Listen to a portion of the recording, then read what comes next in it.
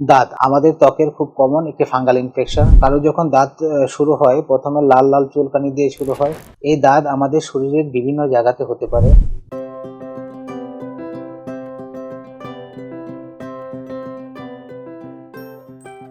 আসসালামু আলাইকুম, আমি ডাক্তার আব্দুল্লাহ আল ফয়সাল, চর্ম ও যৌন রোগ বিশেষজ্ঞ হিসেবে কর্মরত আছি বাংলাদেশ স্পেশালাইজড হসপিটাল, শ্যামলী, ঢাকা। আজ আমি কথা বলবো দাঁত বা ফাঙ্গাল ইনফেকশন চিকিৎসা করার পরেও ফেরত আসার কারণ বা ভালো না হওয়ার কারণ। দাঁত আমাদের ত্বকের খুব কমন একটি ফাঙ্গাল ইনফেকশন, যা আমরা মেডিকেলের ভাষায় কিনিয়া বলে থাকি। কারো যখন দাঁত শুরু হয়, প্রথমে লাল লাল চুলকানি দিয়ে শুরু হয়, পরে বৃত্তাকার ফুসকুড়ির মতো দেখা দেয় এবং যার কেন্দ্রে অনেকটা পরিষ্কার ত্বক দেখা যায় এবং পরিশেষে এটি রিং বা পয়সার মতো আকার ধারণ করে। এই দাঁত আমাদের শরীরের বিভিন্ন জায়গাতে হতে পারে। বিশেষ করে দাঁত আমাদের ত্বকের ফোল্ড এরিয়া বা ভাঁজ এরিয়াতে বেশি হয়, যেমন আমাদের ঘাড় বা আমাদের বগলের নিচে, অথবা আমাদের কুচকিতে, হ্যাঁ, এখানে বা আমাদের তলপেটে, এখানে দাঁতগুলো বেশি হয়। তাছাড়াও আমাদের ত্বকের যে কোনো জায়গাতেই হতে পারে, আমাদের মুখে হতে পারে, নখে হতে পারে, পায়ে হতে পারে। তো একটা মানুষের যখন দাঁত হয়, এটা আক্রান্ত ব্যক্তির বিভিন্ন জিনিসের উপর নির্ভর করে। যেমন তার ইমিউন স্ট্যাটাস, কারো যদি রোগ প্রতিরোধ ক্ষমতা কম থাকে বা কেউ যদি শারীরিকভাবে দুর্বল থাকে, তখন তার তার দাঁত হতে পারে। স্যাঁতসেঁতে পরিবেশে যারা থাকে তাদের দাঁত হওয়ার সম্ভাবনা বেশি থাকে। গরমের মধ্যে যারা থাকে তাদের দাঁত হওয়ার সম্ভাবনা বেশি থাকে। বা আক্রান্ত ব্যক্তির সাথে ডিরেক্ট কন্ট্যাক্টের মাধ্যমেও দাঁত হতে পারে। এবং আক্রান্ত ব্যক্তির ব্যবহৃত জিনিস, যেমন টাওয়েল, গামছা বা চিরুনি বা জামা কাপড়, পেট শেয়ারিং, এগুলোর মাধ্যমেও আমাদের দাঁত হতে পারে। আমাদের কাছে যখন একজন রোগী আসে, তখন রোগী এসেই বলে যে অনেক টাকার ওষুধ খেয়েছি, অনেক দিন চিকিৎসা করিয়েছি, কিন্তু ভালো হচ্ছে না। ওষুধ খেলে ভালো হয়, আবার ওষুধ খাওয়া বন্ধ করলে আবার ফেরত আসে। এটা আসলে অনেকগুলো ফ্যাক্টরের উপর ডিপেন্ড করে।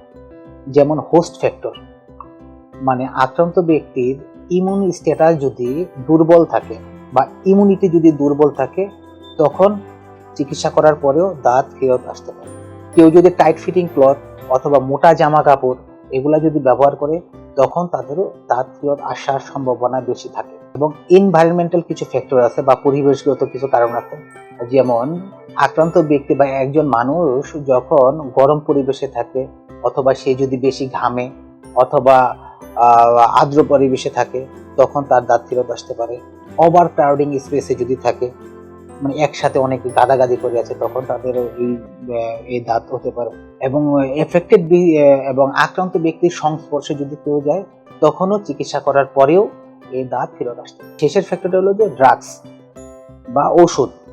কেউ যদি ইনঅ্যাপ্রোপ্রিয়েট বা অপ্রয়োজনীয় ওষুধ যদি সেবন করে, তখন তাদের দাঁত ফেরত আসতে পারে। যেমন আমাদের কাছে যখন একজন পেশেন্ট আসে, ম্যাক্সিমাম পেশেন্ট দেখা যায় যে আমাদের কাছে যখন আসে, অধিকাংশ রোগী নিজে নিজে অপ্রয়োজনীয় ওষুধ সেবন করে আসে। এবং দেখা যায় যে দাঁতের জন্য তারা হয় অ্যান্টিবায়োটিক অথবা স্টেরয়েড জাতীয় ওষুধ সেবন করে আসে, অথবা বিভিন্ন ধরনের স্টেরয়েড জাতীয় অয়েন্টমেন্ট বা ক্রিম ব্যবহার করে। বিভিন্ন কম্বাইন্ড প্রিপারেশন, যেমন স্টেরয়েডের সাথে অ্যান্টিফাঙ্গাল ড্রাগস যেগুলো আছে, এগুলো তারা ব্যবহার করে আসে।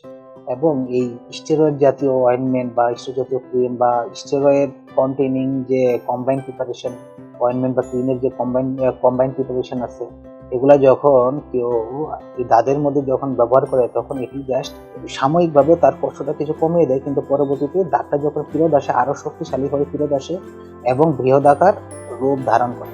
পরিশেষে একটি কথাই বলতে চাই, একজন বিশেষজ্ঞ চিকিৎসকের শরণাপন্ন হওয়ার মাধ্যমে এই দাঁত থেকে মুক্তি পাওয়া সম্ভব। ধন্যবাদ।